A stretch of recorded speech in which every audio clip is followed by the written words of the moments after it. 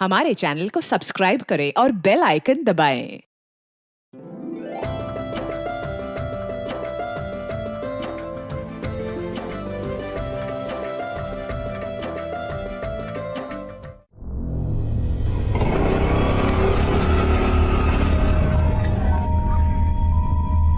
मंडल भाई, तुम यहाँ रुको, मैं अभी आया। कैसे हो मंडल भाई? सब बढ़िया। अच्छा सुनो ना, आप भी थोड़ा बाहर घूम के आओ ना।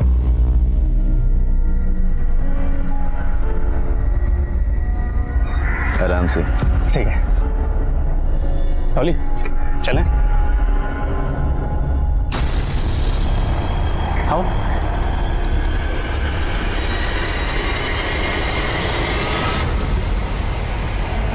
आओ डलो। अजित, तुमने मेन डोर तो बंद किया है ना? अरे डॉली, तुम टेंशन क्यों ले रही हो? यहाँ कोई नहीं आता यार।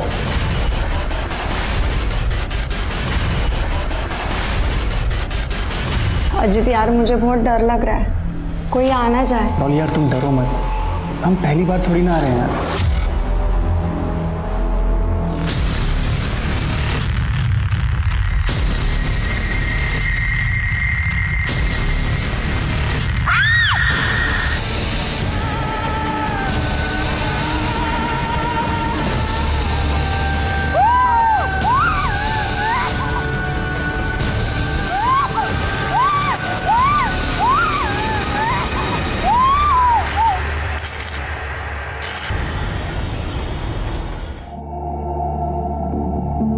अरे ईशा, पापा एक से क्या होता है? हो गया तुम लोगों का सब रेडी? मैं जूस लेके आती हूँ। सुनो 12 बज गए, 12 बजे आने वाले थे वो लोग। अपर्णा कहाँ है? अपर्णा, तू अब तक रेडी नहीं हुई?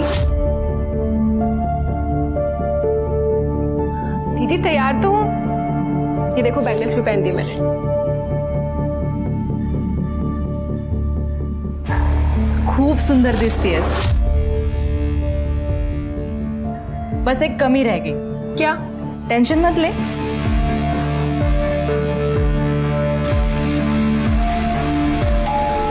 अरे लगता है वो लोग आ गए। मैं जाती हूँ, तू जल्दी आ जा। ठीक है? लो अपर्णा आ गई।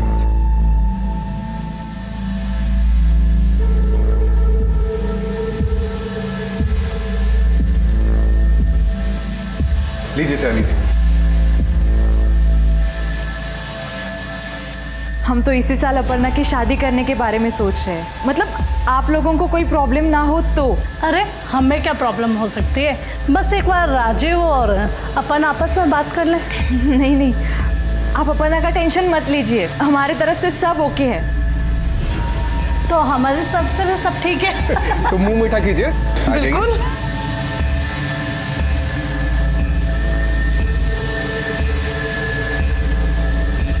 कार्यक्रम बहुत अच्छा रहा, अब शादी का मुहूर्त देखना पड़ेगा। हाँ, मैं कल ही पंडित जी से बात करके मुहूर्त निकलवाता हूँ। चलिए अब हम चलते हैं। चलो बेटा।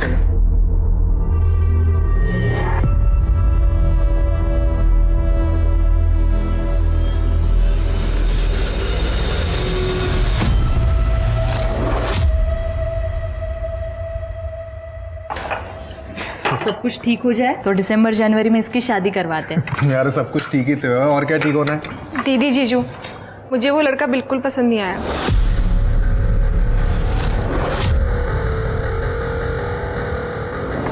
मैं बात करती हूँ उससे। हाँ बात करो तुम मुझसे, क्योंकि इसलिए नहीं बैठा हूँ कि मैं रिश्ते लेकर आऊँ, ये बना करती रहे। नहीं देखिए, ऐसी कोई बात नहीं है। अरे छोड़ो। दीदी आप ही बताओ, वो कैसा दिख रहा था लड़का? मुझे बिल्कुल अच्छा नहीं लगा, तो मैं कैसे शादी कर लूँ उससे, बताओ। देख अपर्णा, फैमिली अच्छी है, वेल सेटल है, ऊपर से अकेला लड़का है, तू शादी के बाद ना बहुत खुश रहेगी। दीदी पैसा ही सब कुछ थोड़ी ना होता है। होता है, पैसा ही सब कुछ होता है। दीदी क्या बोल रही हो आप ये? तू बैठ जा, तू बैठ। देख अपर्णा, अब हमारे माँ बाबा नहीं है जो हमको जिद करे और वो हमारे नखरे उठाए। आशीष मेरा पति है और उसकी तुम्हारे प्रति कोई जिम्मेदारी नहीं कि वो तुम्हारी शादी करवाए, फिर भी वो सब कुछ कर रहे हैं तुम्हारे लिए, तो तुझे ये बात समझनी पड़ेगी। दीदी आप ही बताओ, वो कैसा दिख रहा था लड़का? मुझे बिल्कुल अच्छा नहीं लगा, तो मैं कैसे शादी कर लूँ उससे, बताओ। दीख अपर्णा, अब हमारे माँ बाबा नहीं है जो हमको जिद करे और उसकी तुम्हारे प्रति कोई जिम्मेदारी नहीं कि वो तुम्हारी शादी करवाए, फिर भी वो सब कुछ कर रहे हैं तुम्हारे लिए, तो तुझे ये बात समझनी पड़ेगी। तो समझ रही है ना मुझे क्या कहना है?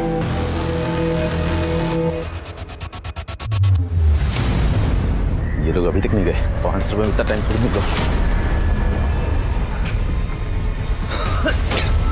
अजीत, ये क्या कर दिया तूने?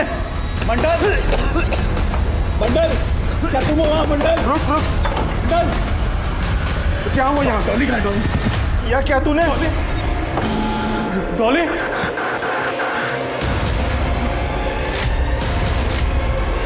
ये क्या किया तूने? मैंने नहीं किया मंडल भाई, ये तो किसने किया है?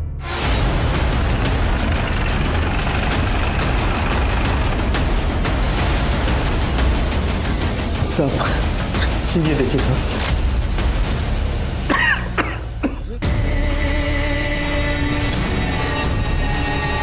सर बहुत बेरहमी से मारा है।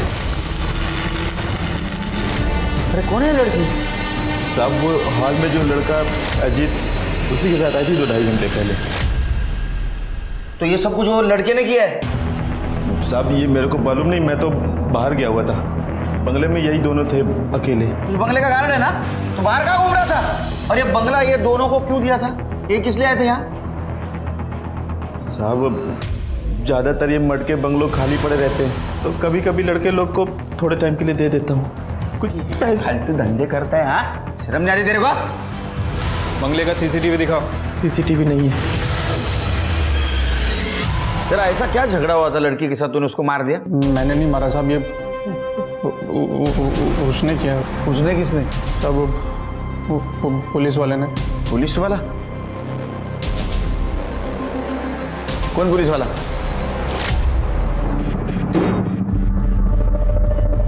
क्या हो रहा है ये? सर हम दोनों बॉयफ्रेंड गर्लफ्रेंड है सर, आपको कोई गलत? नहीं सर, हम सच में गर्लफ्रेंड बॉयफ्रेंड है सर। उधर बैठ, चल पुलिस स्टेशन। सर वो पुलिस वाला मुझे यहाँ से लाया और इस कमरे में बंद कर दिया था साहब। उसके बाद उसने डॉली के साथ क्या किया मुझे कसम से कुछ नहीं पता था। वो तो जब मंडल भाई आए, उन्होंने दरवाज़ा खोला तो साहब मैं भाग कर आया और वहाँ गया तो देखा डॉली के साथ ये सब हो गया था साहब। उसको पहचान पाएगा तू? नहीं साहब, वो एक्चुअली उसने ना मास्क पहना हुआ था और लाल कलर का एक हेलमेट था उसके ऊपर, आंखें दिख रही थी, तो ऐसे में मैं कैसे पहचान सकता हूँ सर? नेम प्लेट तो देखा होगा साहब। एक्चुअली मैं ना सब कुछ बहुत जल्दी में हुआ तो उधर ध्यान नहीं गया मेरा, लेकिन सर उसकी ड्रेस में ना ऐसा 2 स्टार थे सर। एक कॉन्डोम का खाली पैकेट मिला है और कुछ नहीं मिला, और उस लड़की का फ़ोन भी गायब है। नहीं सर, मेरा नहीं है सर। देखा, अभी सच सच बता दे, बाद में अगर सच बाहर आ गया तो सच में इतना मारूंगा परेशान हो जाएगा। नहीं सर, मेरा नहीं सर ये। एक बात बता, उसने डॉली को मार दिया लेकिन तेरे को हाथ तक नहीं लगा, क्यों? सर अब मुझे क्या पता उसने मुझे क्यों छोड़ दिया सर, कसम से सर मैं सच बोल रहा हूँ। फिर ये लड़की के घर वालों को बुला पहचान के लिए। लड़की के घर वालों का नंबर दो। जी सर। सर मुझे लगता है कि अजीत झूठ बोल रहा है, पुलिस की कहानी सुना के हमें गुमराह करने की कोशिश कर रहा है। मुझे भी ऐसा लगता है शरीफ, लेकिन हमें जांच तो करनी होगी। एक काम करो, आसपास के एरिया में पूछताछ करो, किसी ने लाल हेलमेट वाले पुलिस वाले को देखा है। ठीक है सर। लेकिन एकदम शांति से, बवाल नहीं होना चाहिए, तो अपने डिपार्टमेंट की बदनामी हो जाएगी। ठीक है सर। और ये अजीत और वो गार्ड, उनको पुलिस स्टेशन लेके चलो, कायदे से पूछताछ करते हैं।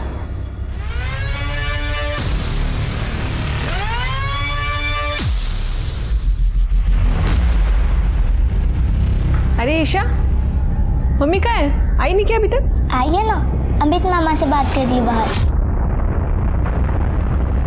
अमित मामा?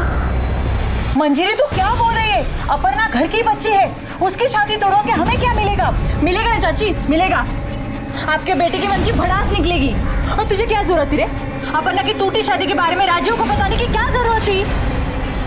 अरे मुझे पता है तू किस लिए कर रहा है, तू कुछ भी कर ले, तुझे जमीन बिल्कुल नहीं मिलेगी। ए मंजिरी, किसको धमकी दे रही है तू? और ये जमीन का थाना है ना, ये मुझे मत मार, समझी ना? उसका केस कोर्ट में चल रहा है और पुलिस स्टेशन में क्या चल रहा है ना, वो जानता हूँ मैं। बोल ना, जीजा जी को बताओ क्या? बोल। अमित, अपर्णा, तू मंजरी को लेकर अंदर जा। फालतू का लड़ाई झगड़ा करके क्या मतलब है? हाँ दीदी, बस करना, चल अंदर। क्या बस कर? तुझे पता है ना इसने क्या किया है? दीदी, अम्मी दादा ने कुछ नहीं किया है। राजीव को फोन करके मैंने मना किया था। तूने बताया था? खुद के घर पर तो तेरा कंट्रोल है नहीं आणि माझ्यावर आरोप करते। तू मंजरी, अपर्णा प्लीज तू मंजरी को लेकर अंदर जा। और अमित तू चल यहाँ से।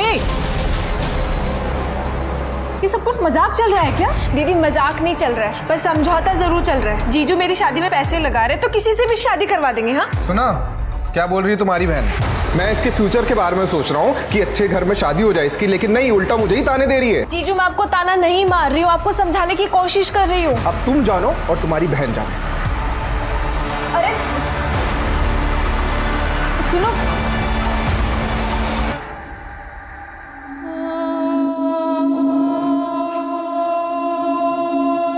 डॉली, डॉली,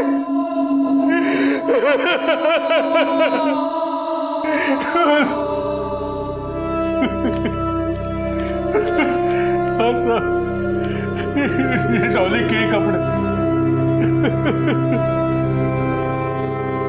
शांत हो जाइए आप, पानी पीजिए।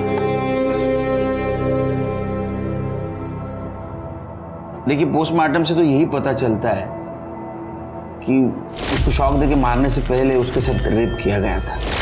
और उसका बॉयफ्रेंड अजीत, उसने भी यही बताया कि किलर ने उसको दूसरे रूम में बंद करके रखा था। नहीं सर, आपको किसने बताया कि अजीत डॉली का बॉयफ्रेंड है? खुद अजीत ने बताया, उसके साथ ही गई थी वो बंगले पे। नहीं साहब, वो झूठ बोल रहा है। वो एक नंबर का लफंगा है। वो खुद डॉली के पीछे पड़ा हुआ था। जब उसे पता चला कि डॉली की अगले महीने शादी होने वाली है, तो वो पागल हो गया। हे डॉली डॉली डॉली, सुनना, तेरे से बात करनी यार। अजीत, तुम यहाँ क्या कर रहे हो? तू चुप बैठ, तेरे से बात नहीं करनी मेरे को, तेरी बेटी से बात करनी है, समझा? चल अंदर निकल जा। अजीत, तुम ऐसी बात कैसे कर सकते हो पापा से? अरे भाड़ में गए पापा, पहले तो ये बता तेरी हिम्मत कैसे हुई किसी और के साथ शादी करने के बारे में सोचने की? हाँ, कौन सी लड़की तुम जैसे शराबी से शादी करना चाहेगी? हाँ, क्या कर रहा है? पीछे भाग। सुन, इधर सुन, मेरी बात सुन। हाँ, अच्छा लड़का मिला, शादी करने को पैसा वाला लड़का मिला, तो मुझ में गलतियां निकाल रही है तू। ज्यादा होड़ मत समझ। तेरे पर काट दिए ना तो सीधा जमीन पर गिरेगी तू। चिढ़ा हुआ तो डॉली से, इसलिए झूठ बोल रहा है। उसके दो दोस्त रवि और विजय, वो दोनों लफंगे। आप उनको पकड़िए, वो बताएंगे आपको कि अजीत ने डॉली के साथ क्या किया। अजीत इन दोनों के साथ आवारागर्दी करता था। मैं गया था उनसे पूछने, मगर दोनों घर से गायब थे। These are the kindest thing I Isha, know. किंडेस्ट नहीं, काइंडेस्ट। Hi, Papa.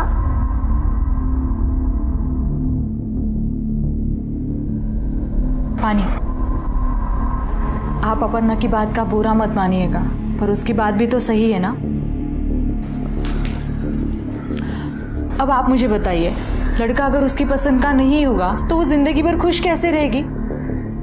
सही है तुम दोनों बहनों का। एक तो अच्छा लड़का भी चाहिए और अच्छी शादी भी चाहिए। अच्छा बताओ, बिना पैसों के कहाँ से होगी ये सपनों वाली शादी? आप बस उसके लिए अच्छा सा लड़का देखिए, पैसों का कोई प्रॉब्लम नहीं होगा। क्यों? लॉटरी लग गई है? लगी नहीं है, पर लगने वाली है। पानी।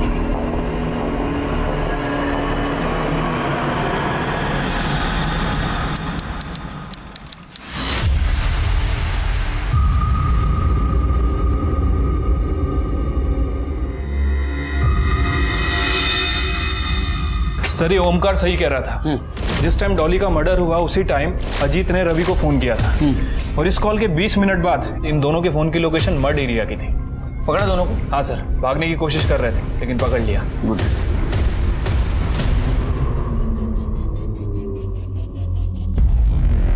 काय झालं? बहुत टाइम से बैठे हो इधर, क्या काम क्या है? साहब, वो साहब बोले थे पुलिस में जाके बैठो, मैं आता हूँ करके, लेकिन अब तक नहीं। ऐसा बहुत टाइम हो गया साहब, मैं यहाँ बैठा हूँ सर। ठीक है, बस आ।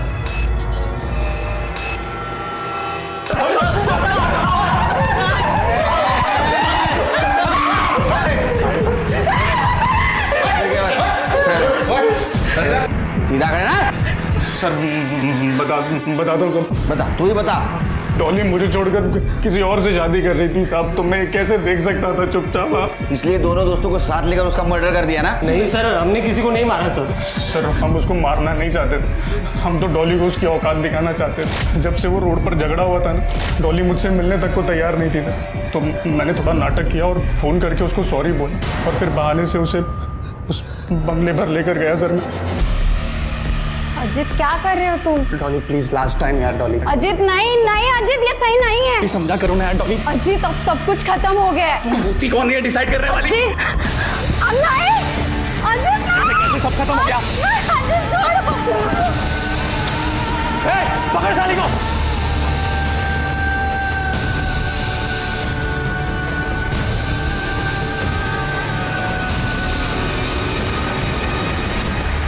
तो पुलिस की कहानी झूठ बताई ना? नहीं सर, वो सच था सर। क्या सच था?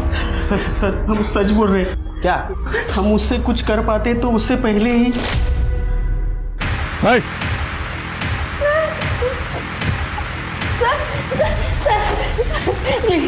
ये लोग मेरे साथ जबरदस्ती कर रहे हैं सर।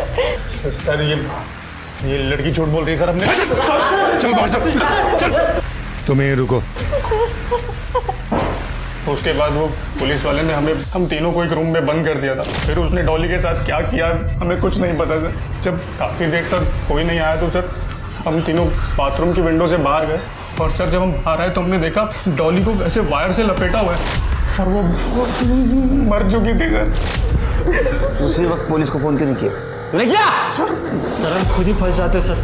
इसलिए मैं और रवि वहाँ से चुपचाप निकल लिए थे, और अजीत को कहा था कि अगर मंडल वापस आए तो दिखावा करना कि हम कभी आए नहीं थे यहाँ पे सर। वो पुलिस वाले ने डॉली को मारा है सर। वो लाल हेलमेट के सिवाय कुछ देखा था और नेम प्लेट वगैरह देखी थी? सर नाम तो क्लियर दिख नहीं रहा था सर, लेकिन यूनिफॉर्म पे 2 स्टार थे ऐसे, और सर उसके पास एक काले रंग का बैग भी था। सर मेरे को याद नहीं रहा। बैग में क्या था? नहीं सर, वो बैग अटकाया हुआ था, उसने उतारा नहीं था।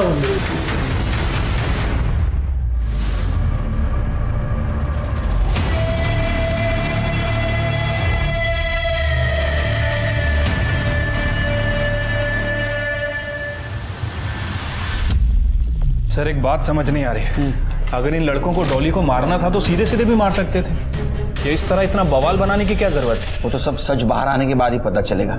शिरके इन तीनों के कस्टडी के लिए पिटीशन फाइल करो, और हाँ मर्डर वाले दिन मर्ड एरिया में जितने भी 2 स्टार पोस्टर थे उन सबके मोबाइल लोकेशन क्रॉस चेक करो। ठीक है। मोबाइल किसी को मिलना है? साहब वो साहब बोले थे कि पुलिस में जाके बैठो, वो अब तक नहीं ऐसा। मैं बहुत टाइम से यहाँ बैठा हूँ साहब। कौन साहब? नाम तो पता नहीं साहब उनका। नाम मालूम तो मिलोगे कैसे? शक्ल से पहचान पाओगे? नहीं साहब, वो जब बंगले पे आए थे तब उन्होंने हेलमेट पहन रखा था सर। लाल कलर का हेलमेट था? हाँ लाल कलर का हेलमेट था। क्या करने आया था बंगले पे? अरे साहब क्यों मारे हो साहब? बच्चे साहब यहाँ पे हमेशा आते जाते रहते साहब। अब मेरे मालिक को मालूम पड़ेगा तो मेरी नौकरी जाएगी साहब। अच्छा अब थाने जा और जो बोलना है वही बोल। तो थाने निकल, इन दोनों को लेके आता हूँ। चल निकल निकल। बाइक देखी थी उस पुलिस वाले की? हाँ साहब, जब मैं बाहर आया था तब उनकी बाइक वहीं पे थी। लाल कलर की थी? हाँ। गाड़ी का नंबर याद है? एक मिनट साहब जरा। MH02 GD 9985। हाँ। शिरके वायरलेस पे अलर्ट कर दो इस बाइक के लिए। चलो तुम्हारे बंगले पे।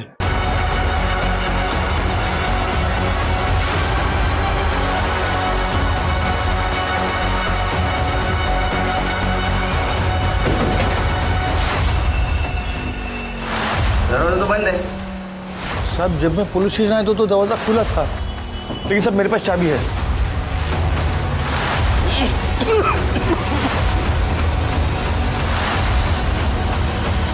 ये बेहोश है, इसको होश में लाओ इसको।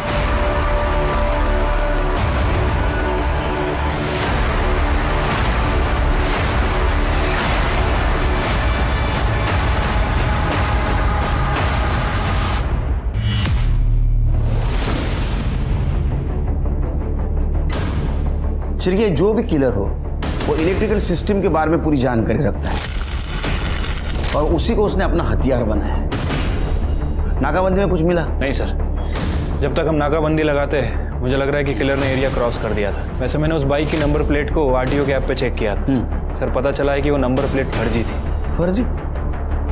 ये देखिए, किसी कार का नंबर है। अब ये क्या नया एंगल सामने आया? चिरके, अजीत और उसके दोस्त हमारे कस्टडी में, फिर भी एक जैसे 2 मर्डर हुए। मुझे लगता है कि अजीत और उसके दोस्त उस पुलिस वाले के बारे में सच कह रहे थे। पर जिस बेहरे में से इसको मारा है, लगता है उसको कोई पर्सनल दुश्मनी है। लेकिन एक पुलिस वाले की इन लड़कियों के साथ पर्सनल दुश्मनी क्या हो सकती है? सर एक चीज़ ये भी हो सकती है कि इस लड़की का और डॉली का कोई कॉमन कनेक्शन हो जो इन दोनों लड़कियों को उस किलर के साथ जोड़ता हो। सीसीटीवी है? नहीं सर। सर, कमरे में कॉन्डम का पैकेट मिला है, लेकिन लड़की का कोई आईडी प्रूफ या मोबाइल नहीं मिला है। नहीं सर, मेरा नहीं है।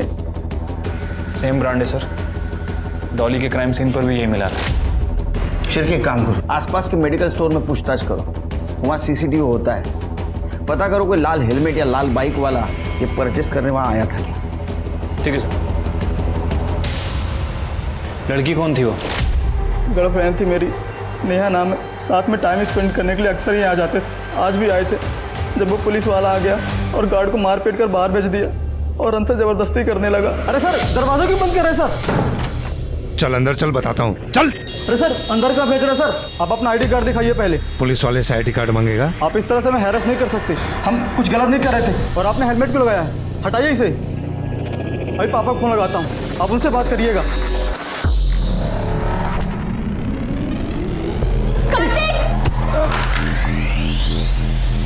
मैं बेहोश हो गया सर, और उस आदमी ने मेरी वजह से नेहा की जान गई सर। मुझे यहाँ नहीं आना चाहिए था। तुम दोनों यहाँ आ रहे हो ये बात और भी कोई जानता था? कोई नहीं सर। नेम प्लेट पे नाम देखा था उस पुलिस वाले का? देखने की कोशिश की थी सर, मगर अनक्लियर था। 2 स्टार थे उसके वर्दी पर। कुछ बैकपैक वगैरह भी था क्या? हाँ, ब्लैक कलर का। बैग में कोई सामान, कुछ नाम वगैरह देखा? नहीं देख पाया सर।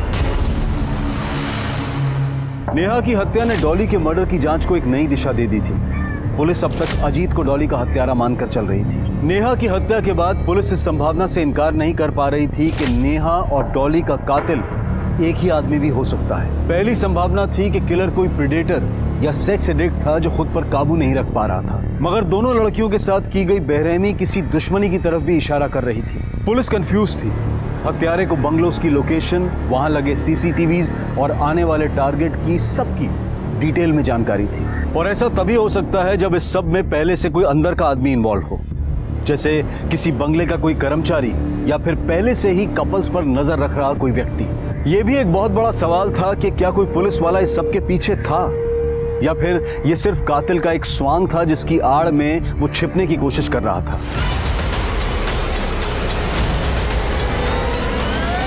सर मेडिकल स्टोर के सीसीटीवी फुटेज में तो कुछ मिला नहीं है सर, और इन दोनों लड़कियों के सीडीआर में अभी तक कोई कॉमन लिंक भी नहीं मिला है। इनके फ़ोन भी बंद है, लोकेशन ट्रेस कर पाना काफ़ी मुश्किल हो रहा है सर। और सर ये रही उन पीएसआईज की लिस्ट जो मर्ड एरिया में पोस्टेड थे। कोई मिला? नहीं सर, इनको क्रॉस वेरीफाई किया है, या तो अपनी ड्यूटी कर रहे थे या फिर अपने घर पे थे। शिरके, अपने इन्वेस्टिगेशन का दायरा बढ़ा। मर्ड के आसपास जितने भी पुलिस स्टेशन है वहाँ के पीएसआई से बात करो। ये नेहा, इसके फादर कब आने वाले मुंबई?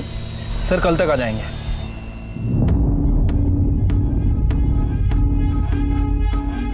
दीदी वो कॉफी खत्म। दीदी कहीं जा रही हो क्या आप? हाँ, वो ईशा के स्कूल का कुछ सामान लेना है ना, और ईशा को भी स्कूल से लेना है, तो बस जा रही हूँ। आती हूँ।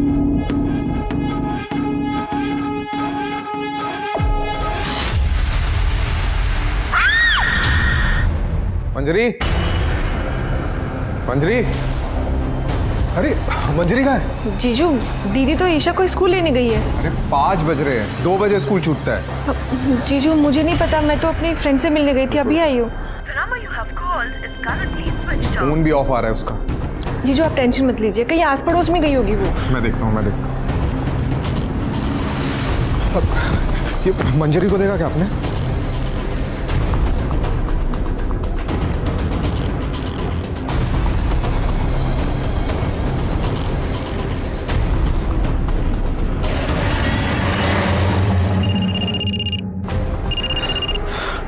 मंजरी आई क्या?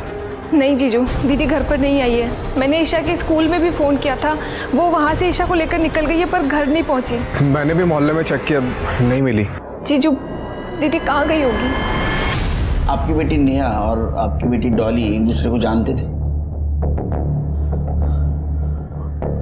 नहीं सर। देखिए श्रीकांत जी और ओमकार जी दोनों के साथ पहले रेप किया गया और बाद में उनको मारा गया और एक ही तरीके से मारा गया। तो हमें लगता है कि ये काम करने वाला एक ही इंसान होगा, लेकिन वो अजीत नहीं है क्योंकि अजीत जेल में बंद है।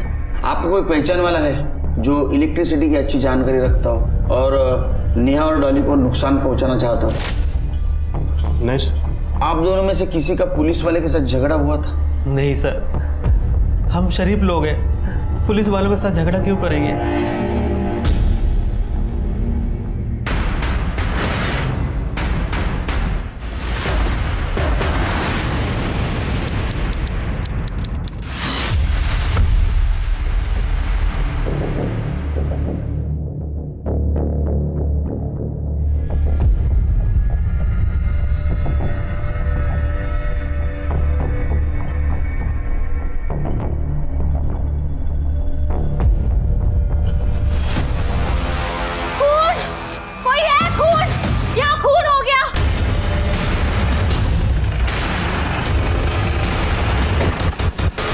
ये देखिए सर, ये है।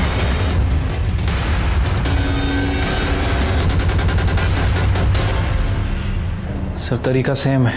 कर दे।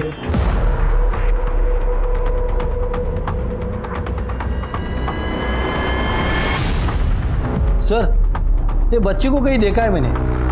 हाँ सर याद है, ये बच्ची की और इसकी माँ की फोटो आई थी हमारे पुलिस स्टेशन में। है तुम्हारे पास फोटो? हाँ सर है। बच्ची तो यही है, शायद ये बच्ची की माँ हो सकती है। एक काम करो करडे, जिस पुलिस स्टेशन से फोटो आया था उनसे कोऑर्डिनेट करो, इनका एड्रेस ले लो और इनके फैमिली को इन्फॉर्म करो। सर बदबू तो कल से आ रही थी लेकिन आज बहुत ज़्यादा आने लगी, तो मैंने सोचा अंदर जाकर देखूं और दरवाज़ा खुला हुआ था। अंदर आके देखा तो ये बेडरूम में लाश पड़ी थी। तुम कहाँ रहती हो? सर मैं यही बाजू वाले बंगले में रहती हूँ, मतलब मेरा पति वहाँ गार्ड का काम करता है सर। और इस बंगले में कौन है गार्ड? सर इस बंगले के गार्ड का तो नहीं पता, ये तो बंद ही रहता है हमेशा। अच्छा, ये बंगले के आसपास किसी लाल हेलमेट वाला या लाल बाइक ऐसे किसी पुलिस वाले को देखा है आते जाते? हाँ सर, वो पुलिस वाला था या नहीं ये तो मुझे नहीं पता, लेकिन उसने लाल हेलमेट और लाल बाइक पे था और उसने ब्राउन शर्ट पहन रखी थी। कैसे गाड़ी चला रहा है? कब की बात है ये? सर परसों शाम 7, सवा 7 की बात होगी। सर पिछले मर्डर की तरह इसे भी बहुत बुरी तरह से मारा है। मोबाइल फ़ोन भी गायब है, कोई कॉन्डम वगैरह भी नहीं मिला है। छिड़के पूरे मड एरिया में रेड अलर्ट कर दो। कोई भी लाल हेलमेट वाला, लाल गाड़ी वाला दिखे उसको पकड़ो, पूछताछ करो, उसका बैकग्राउंड चेक करो। अपने पूरी पुलिस टीम को अलर्ट करो। अपने खबरियों के नेटवर्क को बोलो डबल स्पीड से काम करें। ये आदमी मिलना चाहिए। ठीक है सर। सर मुझे लगता है कि हमें पब्लिक को भी अलर्ट कर देना चाहिए। सर 20 दिन में 4 मर्डर हो चुके हैं और अभी तक ये हमारे हाथ नहीं लगा। सर ये जो कोई भी है बहुत खतरनाक है।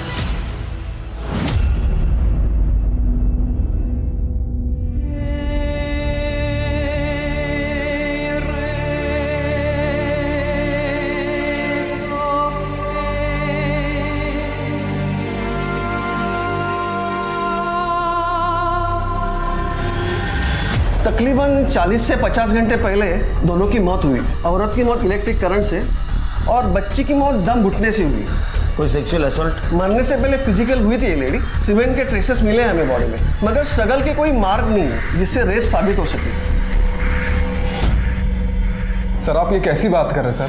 सर मंजरी का किसी के साथ कोई अफेयर नहीं था सर। ऐसा तुम्हें लगता है क्योंकि तुम उस बारे में अनजान थे, लेकिन पोस्टमार्टम के हिसाब से हम यकीन के साथ कह सकते हैं कि उस बंगले में मंजरी उसके लवर के साथ ही थी। या तो उसके लवर ने उसको मारा होगा या तो जिसने मारा उसको ये लवर जानता होगा, इसलिए खुद की जान बचाने के लिए मंजरी को छोड़ के भाग गया। सर मुझे कुछ समझ नहीं आ रहा है। नहीं सर, मुझे भी इस बारे में कुछ नहीं पता। ठीक है, तुम दोनों को उसके लवर के बारे में कुछ पता नहीं। क्या मंजरी का किसी के साथ झगड़ा था या कोई मंजरी को नुकसान पहुंचाना चाहता था? हाँ सर, सर मंजरी के चाचा का लड़का अमित, सर अमित की उससे जमती नहीं थी और कुछ दिन पहले उन दोनों का झगड़ा भी हुआ था सर। झगड़ा क्यों हुआ था? सर एक पुश्तैनी प्रॉपर्टी मेरी और दीदी के नाम से थी और अमित दादा बार बार उसे अपनी बताते थे और बार बार उस पर कब्जा करने की कोशिश करते थे। दीदी उस पर अपना कब्जा बनाए रखने के लिए पुलिस और कोर्ट दोनों से लड़ रही थी, पर अमित दादा मान ही नहीं रहे थे। पुलिस के साथ कैसा झगड़ा चलता? सर वो अमित दादा पुलिस वालों को मुंह बंद रखने के लिए पैसा खिला देते थे, इसलिए पुलिस वाले हमारी सुनते ही नहीं थे। सर एक दिन मैं और दीदी पुलिस वाले से बात करने के लिए गए थे और पुलिस वाले ने हमारी बात ही नहीं सुनी और उसने दीदी से बदतमीजी की और दीदी ने उस पर थप्पड़ मार दिया। लेकिन ये बात तो तुम दोनों ने मुझे बताई नहीं। क्योंकि दीदी ने मुझे आपसे बताने के लिए मना किया था। आप दीदी को दादा से समझौता करने के लिए कहते थे और अगर दीदी आपसे ये बात बताती तो आप उनकी बात ही नहीं सुनते।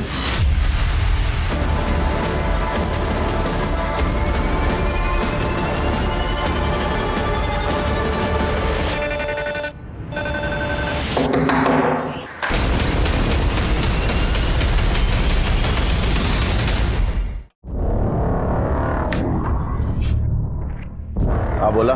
सस्पेंडेड पीएसआई मुकेश केदारे। हाँ वो जो लाल वाली बाइक खड़ी है तुम्हारी है? हाँ मेरी है, लेकिन मेरी बाइक से आपको क्या काम? बात करनी है तुमसे। बोला, क्या पूछना है आपको? एक गिलास पानी मिलेगा?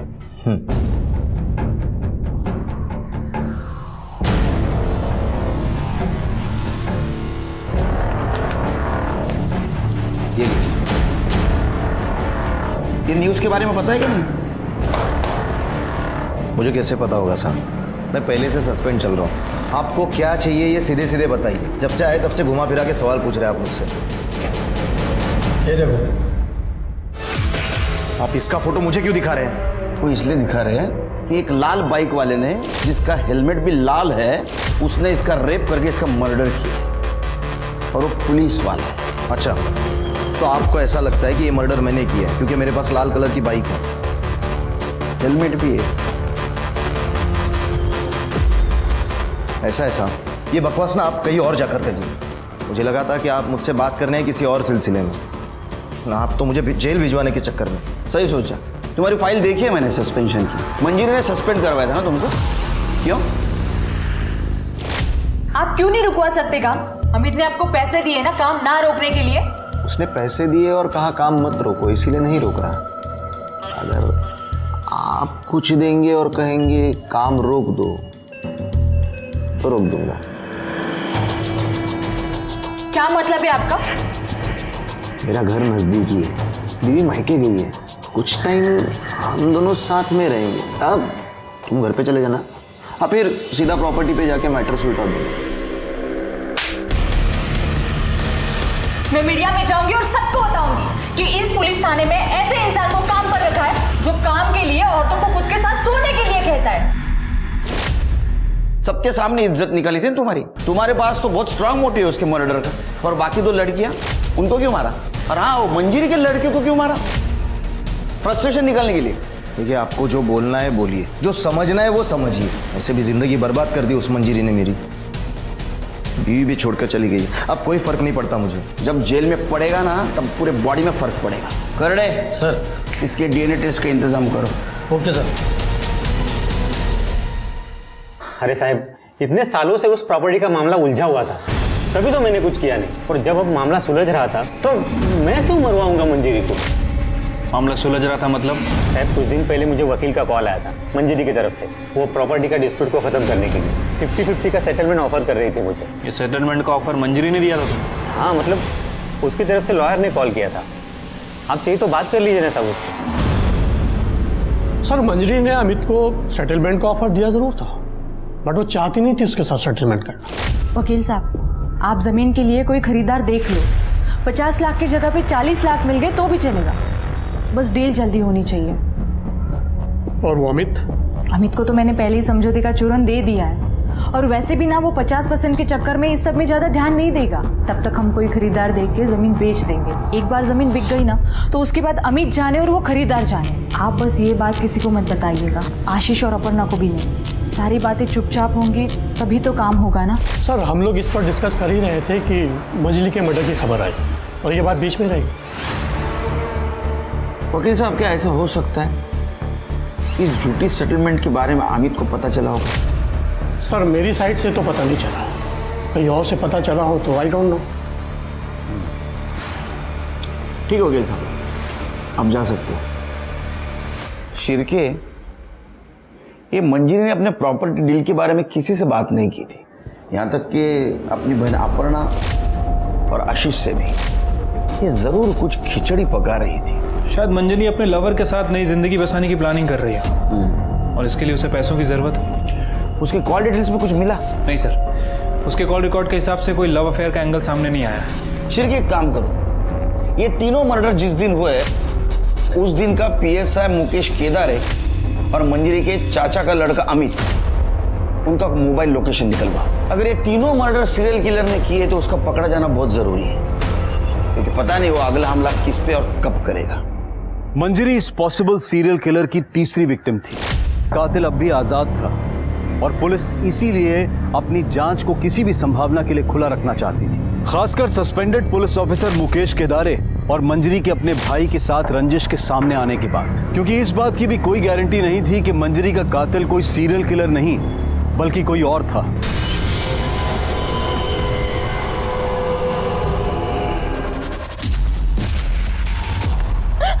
क्या कर रहे हो? प्लीज मुझे जाने दो, प्लीज मुझे जाने दो।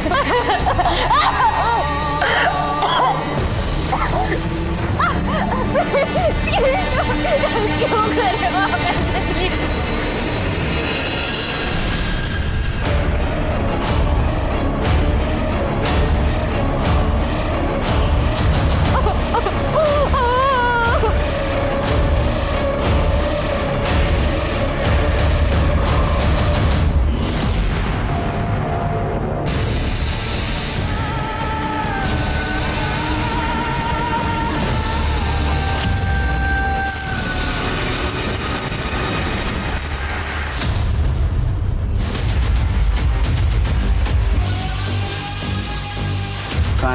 सर आइए।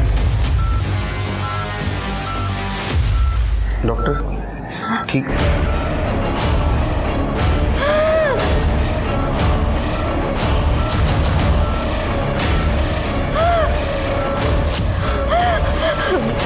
डॉक्टर, ये लोग क्या?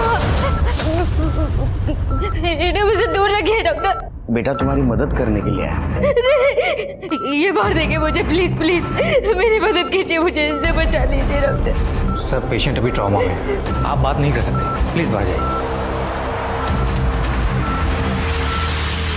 सर काजल मेरी गर्लफ्रेंड नहीं, वो मेरी अच्छी दोस्त है। मेरे अंकल है, उनका एक बंगलो है सर, हम लोग वहीं पे गए थे टाइम पास करने। और जब वो पुलिस वाला आया तो उसने मुझे सर जबरदस्ती रूम में बंद कर दिया। अरे सर दरवाजा खोलिए सर।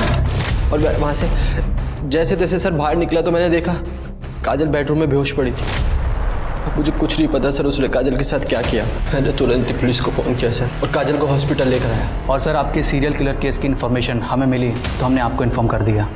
सर मैं भी मर्ड में पुलिस की सख्ती की वजह से उसने अपने शिकार की जगह बदल ली। उसने जगह जरूर बदली, लेकिन शिकार कभी भी कर सकता है। ये आदमी बहुत खतरनाक है, तुम्हारे पुलिस स्टेशन को अलर्ट में रहने के लिए बोलो। Okay sir.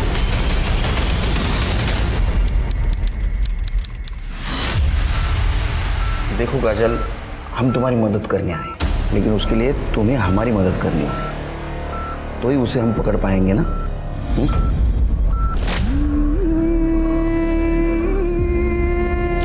सर वो आदमी नहीं, जल्लाद था। मुझे तो लगा था मैं कल मारी जाऊंगी, पर शायद कल मेरा मरना लिखा नहीं था। देखो काजल, उसने तुम्हारे साथ जो कुछ भी किया बहुत गलत किया है। अभी तक वो 4 लड़कियों की जान ले चुका है। अगर तुम हमारी मदद करोगी तो उस पुलिस वालों को हम पकड़ पाएंगे, वरना और कितने लोगों की जान लेगा पता नहीं। सर मैंने उसका चेहरा नहीं देखा, उसने हेलमेट पहन रखा था। लेकिन एक बार कोशिश करो, कुछ तो याद आएगा।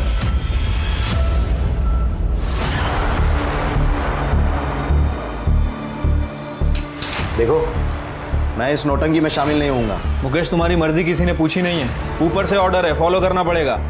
और अगर नहीं मानोगे ना तो मंजिरी के मर्डर केस में हमारे पास बहुत सबूत हैं, अंदर कर देंगे तुम्हें।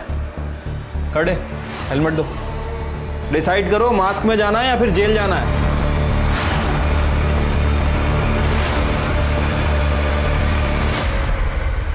देखो काजल, बिल्कुल डरना नहीं। इनमें से कौन था पहचानना।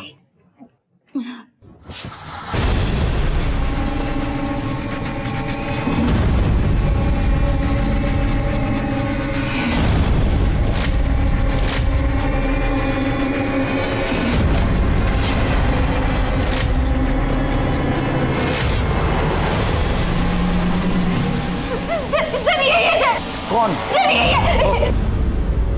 काजल, ये मतलब इनमें से कौन है? सर मैंने कहा ना, मैंने उसका चेहरा नहीं देखा था, उसने हेलमेट पहन रखा था। कुछ तो मैनरिज्म पता होगा, कुछ तो पता होगा।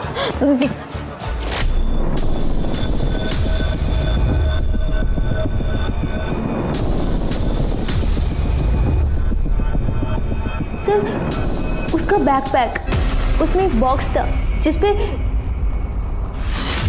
यूपीएस इलेक्ट्रिकल्स लिखा था। UPS electricals? UPS electricals? Sir ये यूपीएस इलेक्ट्रिकल्स तो मुंबई के कमर्शियल इलाकों में इलेक्ट्रिसिटी सप्लाई करती है। गुड जॉब काजल। इस वायरमैन सीरियल किलर के तार यूपीएस इलेक्ट्रिकल्स के किस एम्प्लॉय से जुड़े थे, इस बात का पता करने के लिए पुलिस ने यूपीएस इलेक्ट्रिकल्स के टोटल 1023 एम्प्लॉयज की कुंडली खंगालनी शुरू कर दी थी। साथ ही साथ पुलिस इस केस से जुड़े हर विक्टिम और सस्पेक्ट का कनेक्शन भी यूपीएस इलेक्ट्रिकल्स के साथ जोड़कर देख रही थी। और आखिरकार 3 दिन और रात की मेहनत के बाद पुलिस को वो तार मिल गया जो इस केस के एक सस्पेक्ट से जुड़ा था। ये आदमी। सर ये तो एक्सीडेंटल केस है। ये एम्प्लॉय हमारी फर्म की तरफ से साइट पर गया था और इसे करंट लगा और इसके बाद इसने जॉब छोड़ दी।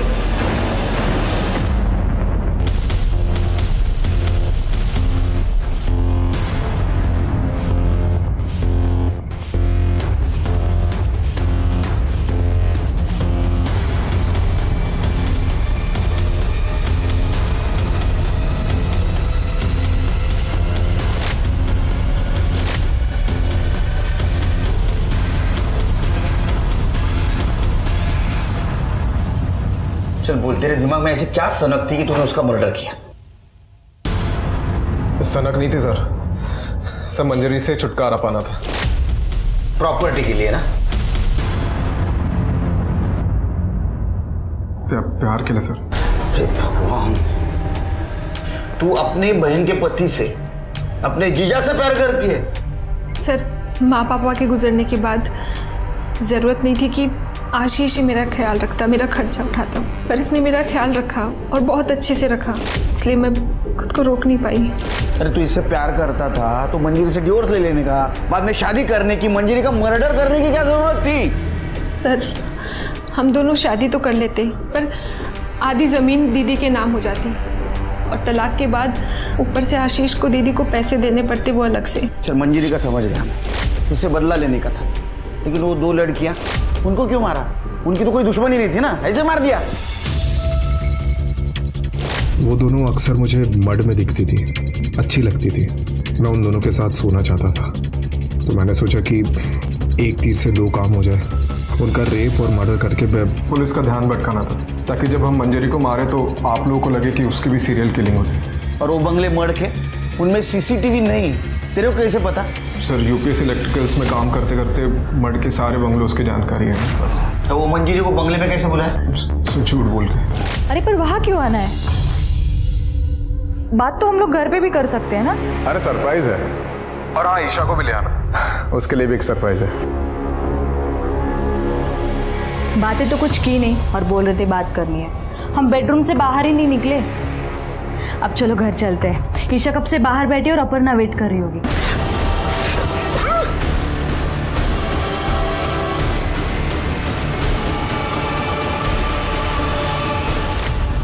ईशा तो तेरा अपना खून था ना? हाँ, इतनी छोटी बच्ची को मार दिया? सर मैं और आशीष अपनी जिंदगी नई सिरे से शुरू करना चाहते थे, और अगर ईशा जिंदा रहती तो हम अपनी पुरानी जिंदगी को नहीं भुला पाते। एक नंबर की हलकट हो तुम, फालतू मानस आहात तुम्ही, फालतू। अरे पुलिस होने का नाटक क्यों किया? हमको क्यों बदनाम किया? सर मुकेश केदारे और दीदी का झगड़ा मेरे सामने ही हुआ था। तो हम दोनों ने मिलकर प्लान बनाया कि हम ये मुकेश केदारे का एंगल आपके सामने लेकर आते हैं, और आप लोगों ने हमसे पूछा तो हमने आपको मुकेश केदारे के बारे में बता दिया कि जिससे सबका ध्यान भटक सके। अब छोड़ो जेल में, यही तुम्हारा जम्मू कश्मीर, यही तुम्हारा कुल्लू मनाली।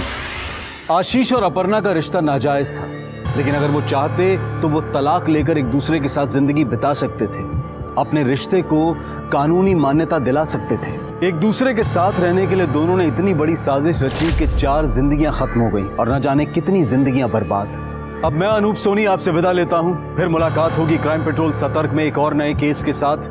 तब तक अपना और अपने परिवार का ख्याल रखें, सतर्क रहें, सुरक्षित रहें और देखते रहें क्राइम पेट्रोल सतर्क। जय Hind. For more updates, subscribe to our channel, click the show links and enjoy watching the videos.